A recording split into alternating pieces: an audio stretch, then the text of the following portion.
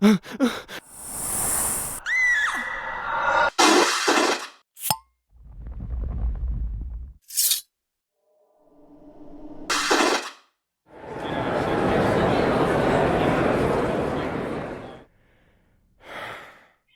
and welcome to the Supernatural track here at Continual. I'm your host, Gail Z. Martin, and today we're talking about Winchester family dysfunction. Now, that could take a while, but we're going to start chipping away at that huge topic. And so I'd love to have my panelists here introduce themselves, starting with Justine. Hello, I'm Justine Masin, she, her pronouns. I'm a licensed marriage and family therapist, a licensed alcohol and drug counselor. I have a private practice in Minneapolis, Minnesota called Blue Box Counseling. And if you're in the Super Hulock fandom, you caught that was a TARDIS reference. And I co-host a podcast called Starship Therapies, and we have a book coming out called Starship Therapies, Using Therapeutic Fan Fiction to Rewrite Your Life. Oh, wow. Sounds great. And Lynn? Hi, I'm Dr. Lynn Zubernis. I'm a licensed clinical psychologist and a professor at Winchester University in Pennsylvania, pronouns she, her.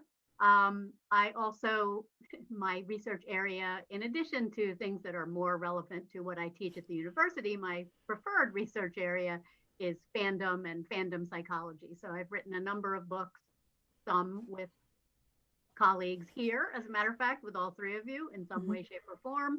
Many of them focus on fandom and Supernatural, and the last two books are written with the cast of Supernatural, Family Don't End with Blood, and There'll Be Peace When You Are Done, which wraps up the series that we all love.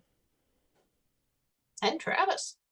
I am Dr. Travis Langley, Distinguished Professor of Psychology at Henderson State University, best known as the author of Batman and Psychology, A Dark and Stormy Night, the editor and lead writer, head nerd of the herd on a dozen other books on topics such as Walking Dead and many different superheroes and supervillains. Most relevant here, Supernatural Psychology, Roads Less Traveled, which Lynn co-edited. Justine has contributed to numerous of these books. And thank you for having us here again, Gail. Well, thank you for being here. It's always a pleasure to talk about Supernatural and the Winchesters, and especially coming from all of your areas of expertise to get under the hood there of the Impala and see what makes the engine run. And so let's dive into this whole idea of family dysfunction, because Supernatural is so much about family. And starting with the Winchesters, who wants to dive in first? And we can start this anywhere you want. It's such a big topic. We're all three of us are just like, oh my God, I don't know, where do you start something like that? I mean, the first thing that runs through my head is that both John and Mary have sort of so much dysfunction to deal with. I think oftentimes we talk a lot about John's dysfunction as a father, especially after Mary was killed, and how that sets him on a very different parenting journey where he's so consumed by revenge that he doesn't really parent the boys very effectively. Everything from not having a stable home, moving around all the time, to him being emotionally sort of separated from them, not able to even tell them that he's proud of them. But I think the thing that struck me when I was thinking about this is we don't often talk that much about Mary and her parenting. And sometimes we kind of look at sort of those first 3 or 4 years that Dean had, and baby Sammy doesn't remember, but had for 6 months, as kind of idyllic. But Mary was raised a hunter. So she clearly brought in trauma of her own. You see how desperately she doesn't want her sons to be hunters, which really says a lot about what her upbringing must have been like. And a lot of those same things that Sam and Dean grow up with, Mary definitely grew up with some of them, because she grew up in a hunter family too. So it's really a setup from both parents from the beginning. Yeah. And that's really realistic, isn't it? Because most of us grew up with parents who never unpacked their own emotional baggage and just bequeathed us the luggage that came with the family. Yeah, I was just going to piggyback on what Lynn was saying, because this, as a family therapist, this brings to mind the idea of transgenerational trauma, which is trauma that is passed down to us literally on our genes, epigenetics, and, through nurture as well. So, I mean, Sammy and Dean really got the epigenetic trauma lottery with with those genes. They're the losers on that epigenetic lottery. Yeah. Can you define epigenetic? Because that's not a term I'm familiar with. Yeah, so our the way that our genes express what is passed down, right? So I'm not a neuroscientist. I don't know if one of the professors could do a better instructional job.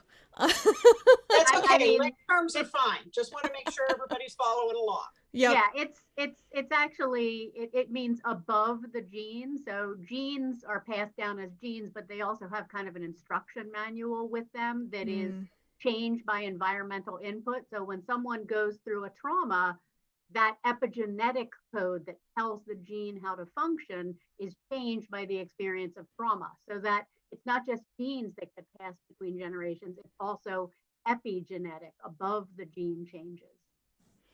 Interesting. Beautiful. Interesting.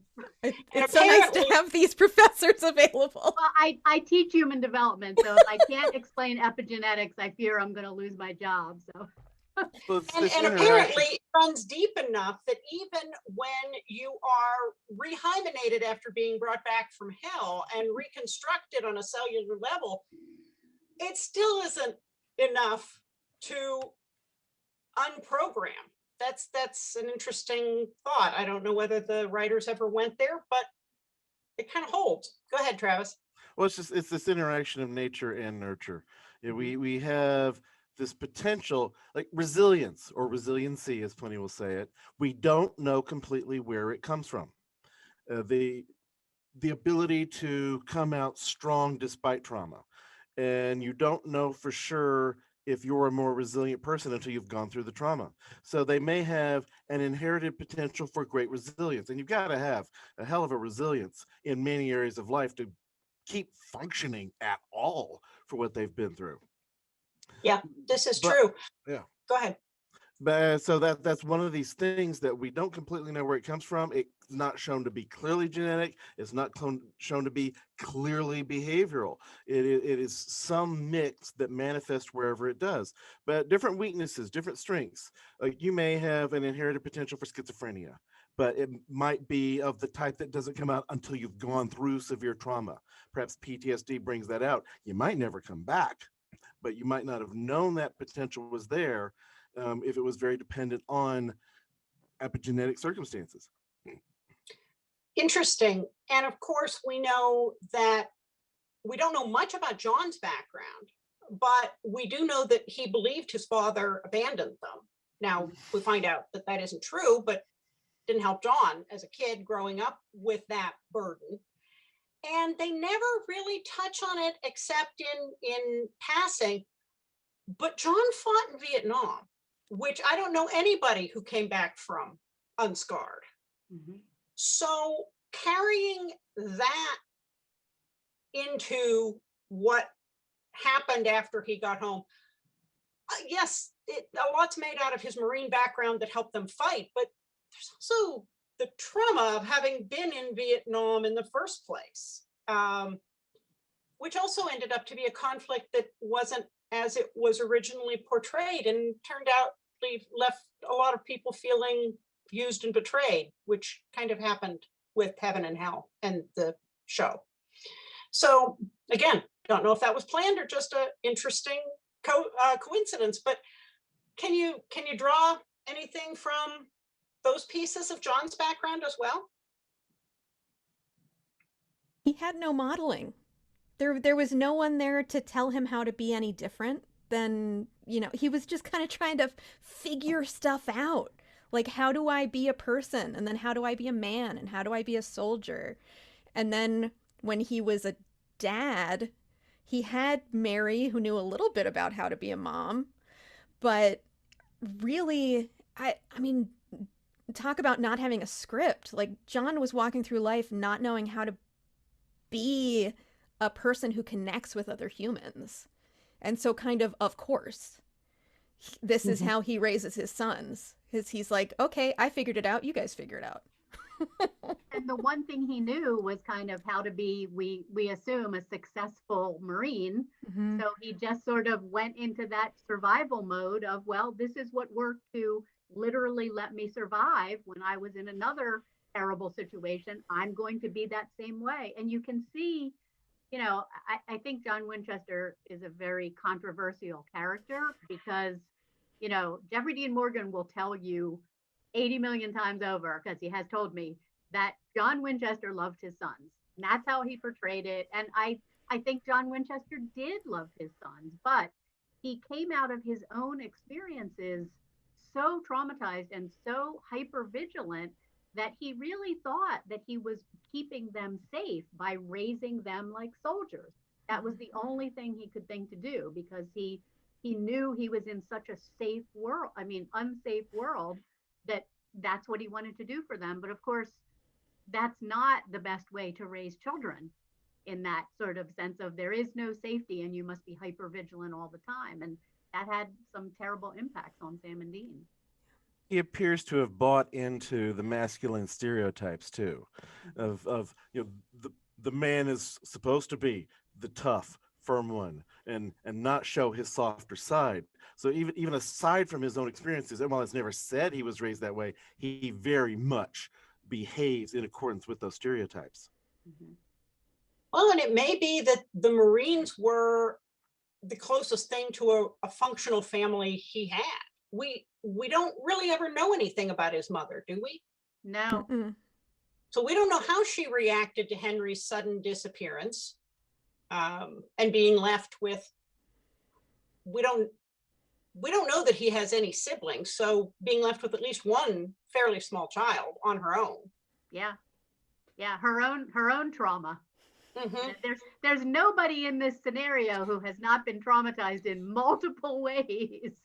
I mean, that resilience that Travis is talking about, I think one of the reasons why Supernatural is so popular and has been so impactful. You know, when I think about all of the chapters in Family to End with Blood that are written by fans, or There'll Be Peace When You Are Done, the thing about the show that has been so inspiring to people is to look at everything the Winchesters have been through, which is way more, I hope, than most of us have been through, even though most of us experience some trauma. And the fact that they keep getting up and always keep fighting, I think it's very inspiring. If they can find that resilience and keep on going, then, you know, maybe I can get through the somewhat smaller trauma that I'm going through. That always keep fighting message, that message of persistence, it is ultimately what determines the outcome in most heroic fiction. You know, no matter how powerful somebody is, even Superman, he's gonna, you know, lose the first encounter, maybe have a draw with the villain in the second encounter, but because they have found ways to overcome the powers, the extras, and he has to persist and maybe also use some smarts and figure out a way through. I mean, Batman in particular. I've heard my friend Michael Uslan, who produces the Batman movies, he says Bruce Wayne's superpower is persistence, is sticking with it regardless of what's going on and keep coming back. And of course, there are a couple levels to resilience as well, because some people can be resilient in terms of functioning professionally, but they're a mess personally and interpersonally. Some people can function interpersonally, but maybe never pull it together enough to be able to function professionally. And then there's the internal noise in your head that some people can fake very well that they've got it all together on all the other fronts, and the noise in their head is just not helping. So how do we see that play out in Supernatural? Well, some of that's going to be because of the way we compartmentalize things just as a basic defense mechanism.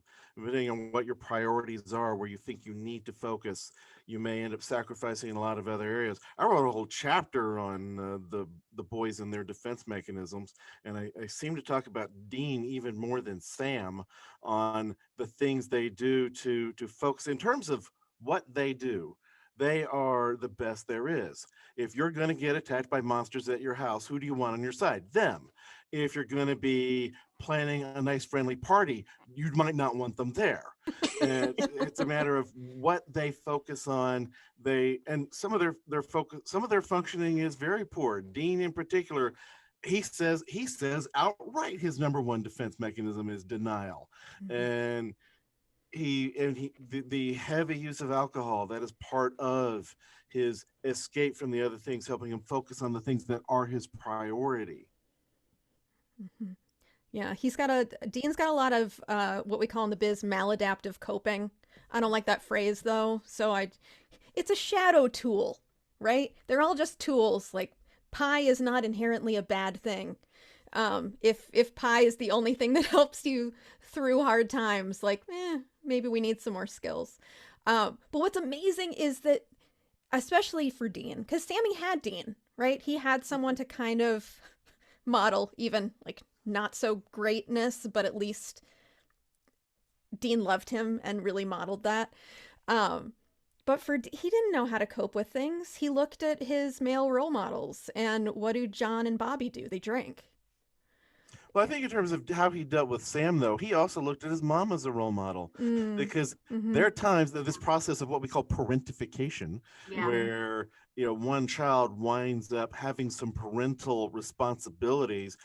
And some of that's normal, like when you tell the older kid to watch the younger one. But when we use the word parentification in psychology and counseling, we tend to talk about where it's gone way too far, where one has too many responsibilities put on them when they're not ready for them emotionally. And Dean, he actually did a pretty darn good job along the way of trying to find this balance between getting Sammy ready for the horrors, but also protecting him from them while he could. Of course, even some of that was a message from his dad, that Dad, except that Dean knows this stuff, maybe we can protect Sammy from some of it along the way, though. Yeah, it certainly didn't leave Dean unscathed, though, that parentification. I mean, you see it in, I thought that episode with the Shriga was horrifying, because you see, so, because they did a flashback and we actually get to see it, you see just how young Dean was when he's taking care of this little, almost toddler Sam in a motel room, trying to cook him SpaghettiOs, giving him the last of the cereal, sacrificing his own food. And then, just having this normal childhood impulse. I want to just go play some video games. That's normative for that age, but what a horrible price he pays. And he is completely blamed for it and guilt tripped for it, for shirking his responsibility. And you see that as a theme that Dean can't let go of his entire life. He really, so much of his identity is wrapped around taking care of Sam and not losing Sam. And even though I think they make tremendous progress, and he certainly recognizes Sam as an equal and respects him, and but even the very, when Dean is dying, a spoiler alert if you haven't seen the finale. I hope He's died many times. I'm still in mourning. That's why I'm in all black. Oh no, I am still in mourning too. But even in that scene, he needs Sam to explicitly say, "It's okay, you can go," because he still feels, I can't leave my brother alone. That is still an identifying part of him.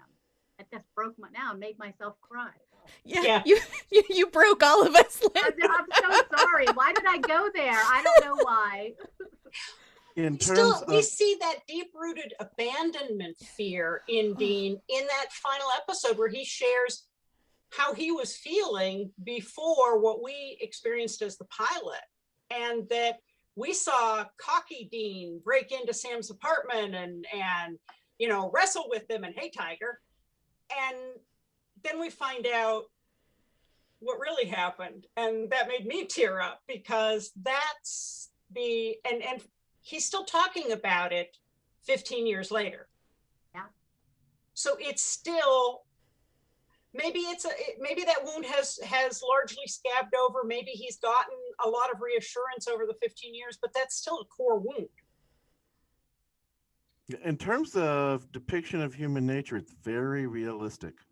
You know, most people don't deal with vampires and Striga and so forth, but for people facing conflict and crisis and what the parentified child goes through, and it is incredibly realistic in the depiction of the relationship between these guys, between the boys. Yeah.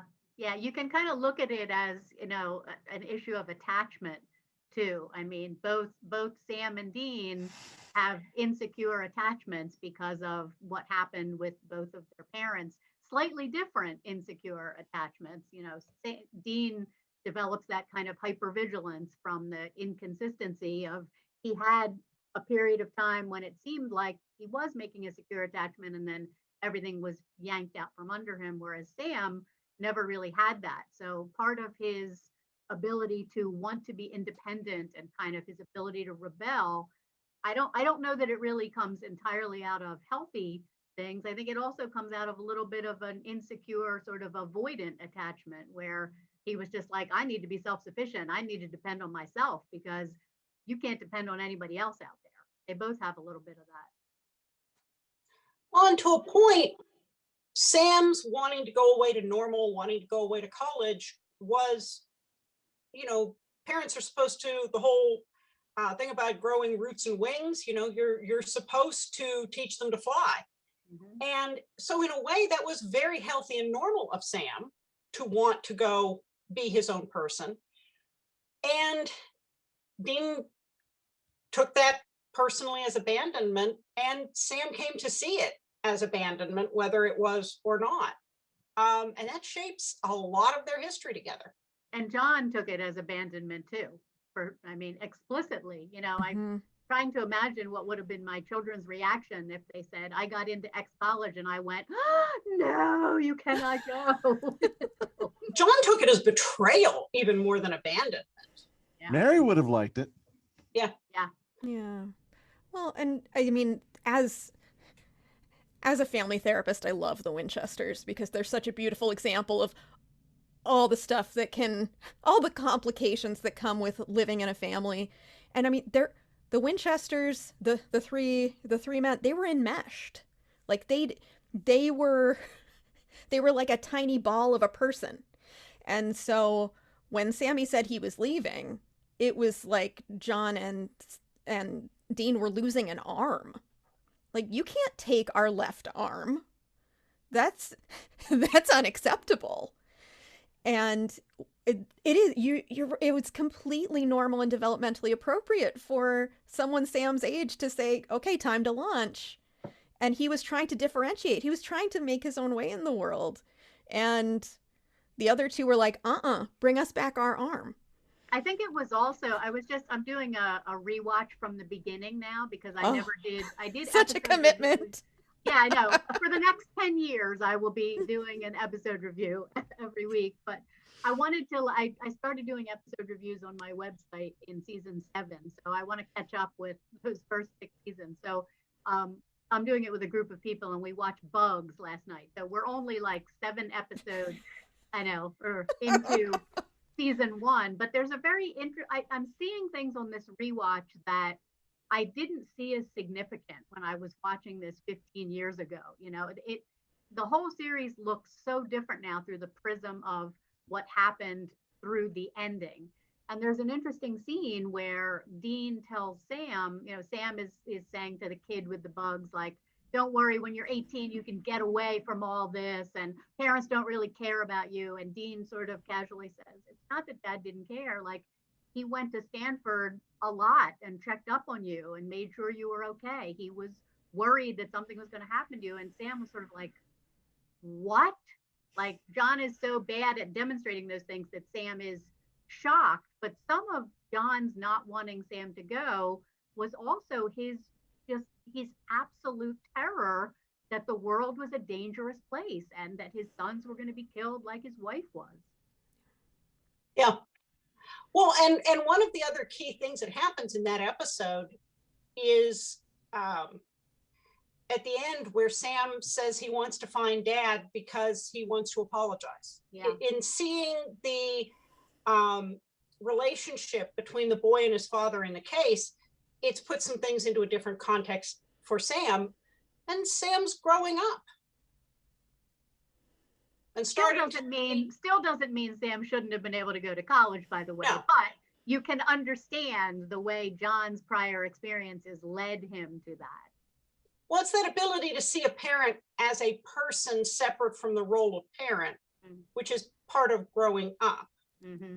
Yeah, as you grow up, you don't have to necessarily learn to agree with your parents' choices, but you might learn to understand them and appreciate them. Yeah. Which, by the way, is part of the way that intergenerational trauma chain is broken. You know, insecure attachment tends to breed insecure attachment unless there's some kind of intervention. There's such a thing as earned secure attachment, when someone, perhaps in adulthood, goes back and reevaluates their own attachment history, their own parenting, those relationships, and comes to understand it. Then they can start to develop more secure attachments with other people in their life. That's clearly what happened between Sam and Dean eventually, and then for Sam raising his son eventually. And as the series went on, the boys were not quite as isolated as they were in those first 5 seasons. They started to get Bobby and Jody and Donna and Garth and some other people building out that circle of trust that they didn't have at all in the beginning. So they were starting to trust, even though sometimes it didn't always work out well. Yeah, more often than in real life, I feel like that backfired on them, because just so many people just necessarily die when it's a horror television series. Or you're in a dangerous profession. Yeah. I mean, realistically, if you're a hunter, people are going to die, right?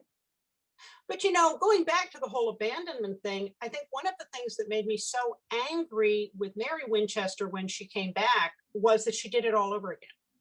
I was so furious with her abandoning adult Sam and Dean. And it was like, wow, these guys can't catch a break. I had a hard time with that storyline also. Oh, I kind of loved it. Okay, well, and what I loved about it, I know I'm seeing all the confused faces. What I loved about it was we got a chance to see Mary as a person, because Mary had been a legend, a myth, you know, a mother goddess, right? And she's just a person. And she's a person who was raised by hunters, who doesn't know what to do with adult men. And she's, you know, she's like, I need to go find myself, right? And I'm not saying that was good. I'm not saying anyone should do that. But from a narrative perspective, I was like, okay, this is a real person, and this is what this real person is going through. And now we get to see Mary as a fully formed human being instead of just this mother goddess archetype that the boys created. Well, with her own father dying when she's just reaching adulthood, she never got to learn to relate to him as a fellow adult. This is one of the things that I brought up when writing about Batman, how he's good with the kids when they're young, around like the age when he was when his parents died. But as they get older, he has less and less of a clue what to do with them, because he never learned. He didn't even get to see his parents' example of relating to him as a teen, as an adult. And Mary, in terms of dealing with this grown man, her dad didn't get to as a fellow adult. So she did miss that part of her own experience. And of course, she gets back, and these aren't the kids that she had just a moment ago. She has to be going through mourning the loss of the kids that she knew. So, I mean, if you have kids, you know, by the time they're 2, you already feel like you've gone through half a dozen different kids, and you kind of miss the one that you miss the toddler. It's like you love the one who's here, but you miss that toddler too. And so she is literally just boom, those kids are gone from her life. There are these adult guys around who if you really want to figure up the ages, it's like, aren't they older than she was? And, Yeah, not older than Samantha Smith, but it no, follows the narrative that because Samantha kept aging. She didn't realize they were going to bring her back, so she just went ahead and aged normally. weird how that happens. Yeah. Unlike Benson, yeah, who doesn't age at all. I mean, I hear what you're saying, and that is so how I wanted to see her arc. I was so excited when they were bringing her back, and that's what I wanted them to explore. I wanted them to explore the trauma that this person was feeling from, like the Buffy-esque, like being yanked out of heaven kind of thing. One minute she's with her husband and her 2 toddler kids, and the next she's back on this violent earth and feels like she should be a hunter, and her kids are 30 years old, and but I have to say they did a shit job of doing that. They did not really, I mean, we can extrapolate it, and I think we're probably right, but they did a terrible job of showing it, and they almost seem to go out of their way to make her just the most unsympathetic character that and Samantha Smith is so great and so nice. The actress really tried, but that was a tough storyline to follow with the whole Men of Letters thing, and then that was terrible. Yeah, and it's like an artifact of, well, we only have her for X many episodes, so we'll have to say that she just decides she needs space and she's going to go off. Well, that did not serve your narrative very well, sir. It might have served your schedule, but it didn't serve your narrative. Well, my other theory on that, of course, was that the show essentially is about 2 hot guys in a muscle car. When it becomes 2 unmarried guys pushing 40, living with their mom in a basement, it's not quite the same vibe. Yeah, but moms are notoriously absent from hero stories. Yeah. Yeah. Well, we all get fridged and die. I mean, that's kind of when we show up. That's what happens. Yeah. And Mary, well, it's the opposite of fridged when you burn on the ceiling, but it's the same end result. Well, and she eventually, dies she gets again, and is again the catalyst for all of the angst with them and Jack, and so she serves that function twice. I just think they could have done something really different and really innovative with that arc, and it kind of didn't work very well. Yeah. If we'd have seen all those great flashbacks of her in her last episode where things were warm and fuzzy and the good moments throughout, it would have been so much better. Yeah. I did think, to Travis's point, in the scene where she nags Jack until he vaporizes her, I'm watching her follow him out, going after him, and I'm thinking, boy, you never raised a teenager, did you? That is just so not what you do. She didn't. Yeah. So where else can we, get some insights into this Winchester family dysfunction from any angle? What about the attachments they form to surrogate parents like Bobby and Jody? Is there anything we can glean from that? I love Bobby. And I love the Bobby relationship too, because he does step in and perform a lot of those roles, and it helps us understand how, like, to Travis's point about resilience, like, I think the reason we have some resilience in these boys is because of Bobby. Research tells us we only need one responsible adult in the young person's life, and they had Bobby. And was he perfect? No, he was a traumatized man with a substance abuse problem.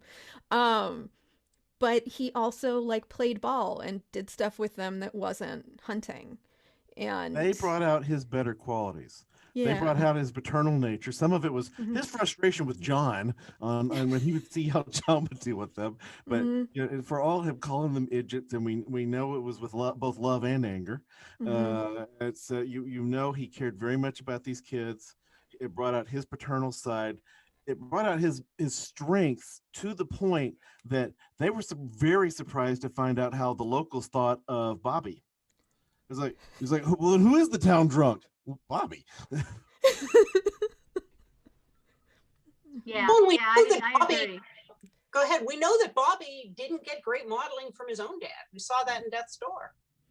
Yeah, I mean, I think Bobby is a great example of resilience, because look at his situation with his own dad, and yet even though these boys were not his, he sort of saw where he needed to step in, and he did that. And I think to Justine's point, a lot of times when there is a really difficult family situation, it just does take that one person. Maybe it's a teacher, maybe it's a neighbor, maybe it's an aunt or uncle, maybe it's like in this case, a family friend, but just that one person who can serve that parental role can make a big difference. Again, when we see Sam clearly being a good dad at the end, I think part of that is also Bobby. I mean, I don't think it's a coincidence that you see Sam playing catch with his son. That's what you saw Bobby doing with Dean. So I think that was kind of a beautiful callback, and then Bobby's the one that welcomes Dean to heaven. He's a true father figure for them.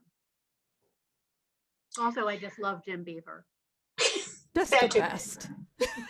Yeah, of course, I mean, the parents were supposed to show up too, but COVID kept that from happening. Yes. But whatever. I kind of like. I think you're right. I think you're right. Bobby was the perfect person. Also, original Bobby, whom we had not seen in a long time, and we needed to know. Okay, after those angels walked in and were mad at him, well, then what? I think it was very important in terms of resolution for that character, and Dean's own life and afterlife. Yeah.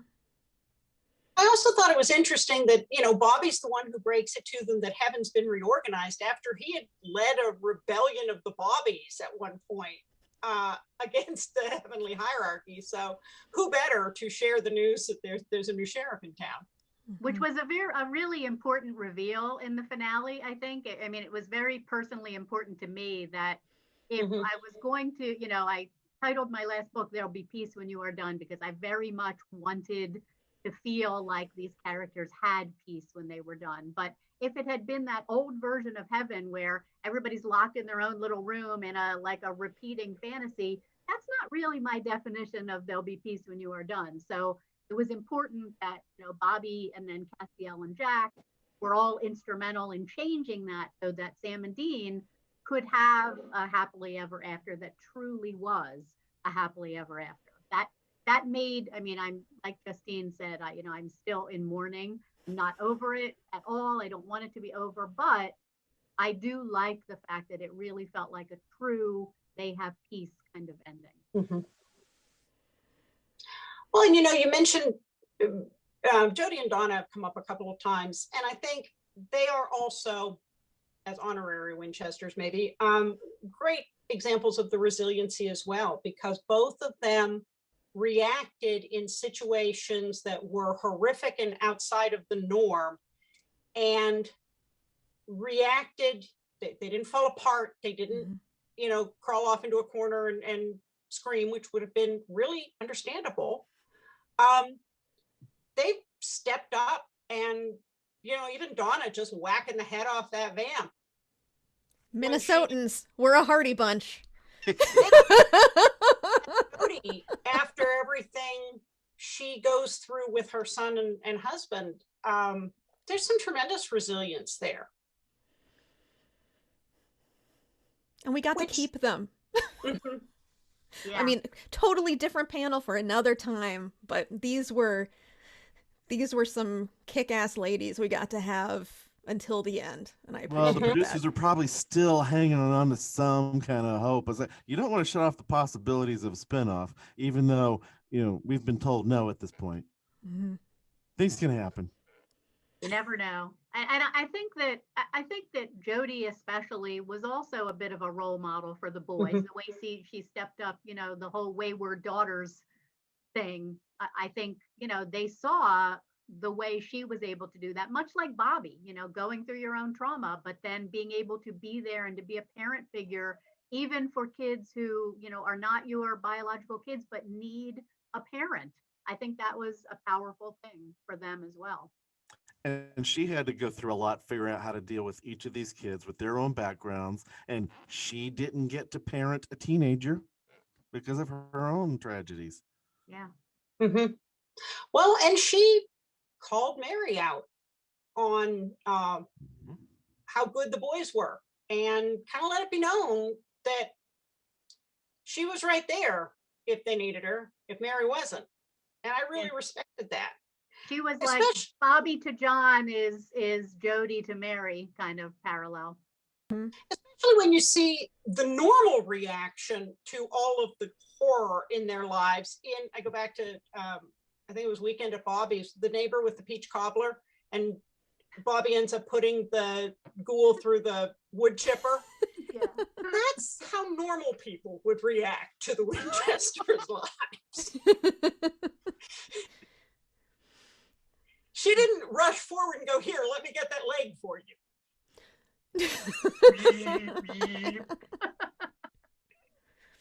Yeah, these are such reparative experiences for the characters, where they got to have those experiences.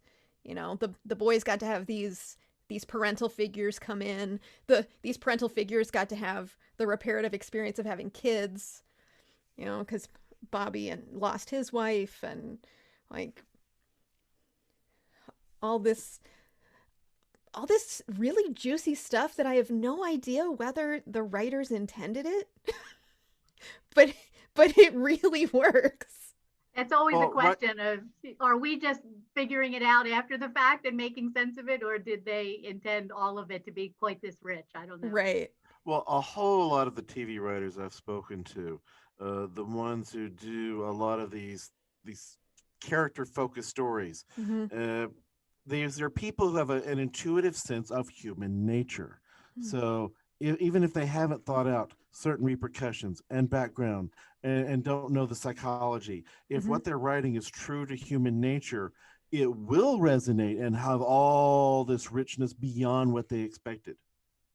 That's exactly. I was watching Eric Kripke at the London Screenwriters Festival over the weekend. He was doing a live interview. He said that exact thing, Travis, like almost word for word. And I he's right. Kripke, yeah. I mean, he obviously heard you say it first, and they just took it. I mean, Kripke was super good at that, and certainly Supernatural has had other writers I think that are particularly good at that, and who are really pretty psychologically minded. I don't think that's 100% of the writers, and I don't think that's 100% of the episodes, but it's certainly a through line that keeps coming and going through the series. Well, and of course, in the very end, the season 15 arc, they're dealing with the ultimate parental figure of God, and God betraying them, manipulating them, creating the hamster wheel, creating the story, and won.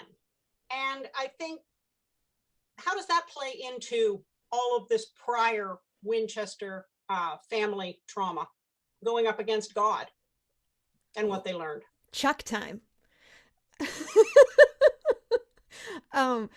Something that I love about mythological narratives that include some sort of relationship with God is usually what we're trying to find is some relationship with ourselves. And so we're reaching outside ourselves to find something that's actually in here. And I mean, I think I made it pretty clear. I love flawed characters like I love flawed humans. And Chuck is just, I love the idea that God is this neurotic writer who is kind of self-aggrandizing and likes seeing his books on shelves and and has favorite characters just like we do, and is like fanficking life. I love it.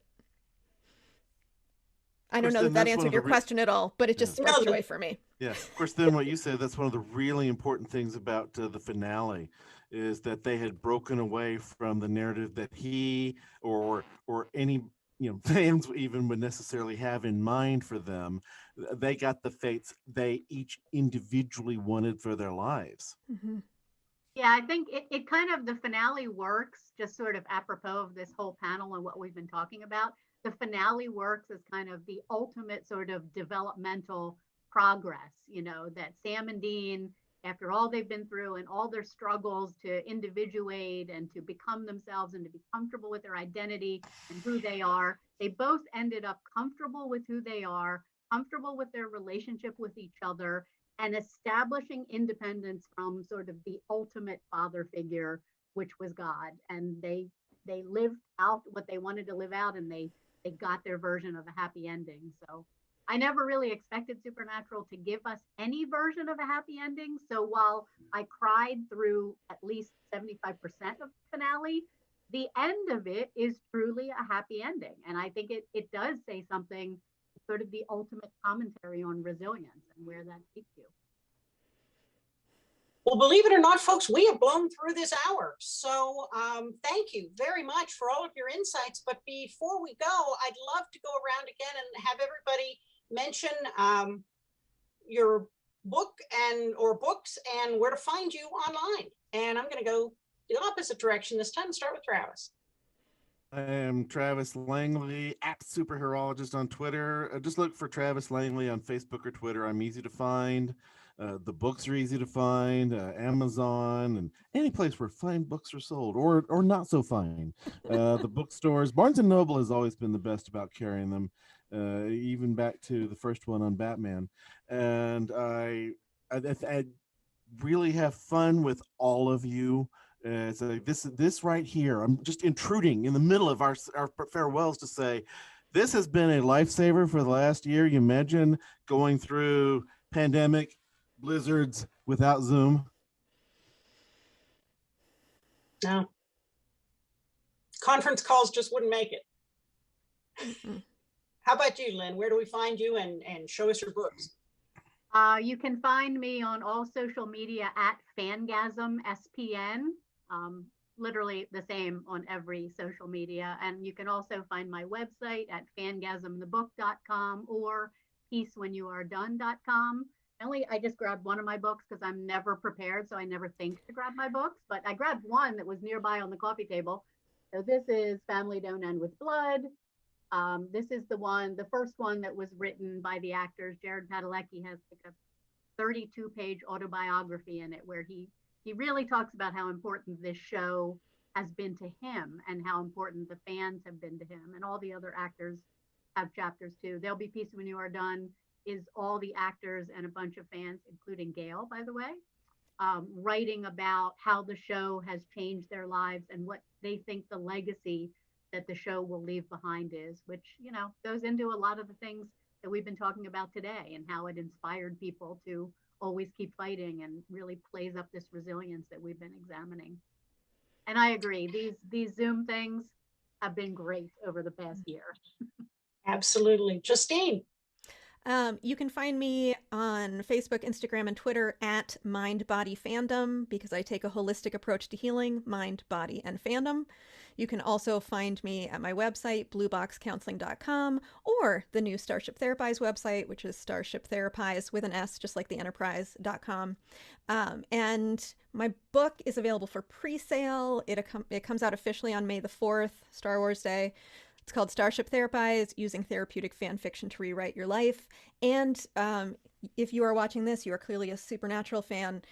We do fanfic case studies at the end of each chapter, and there is a chapter where we therapize Dean Winchester. And it is probably my favorite thing.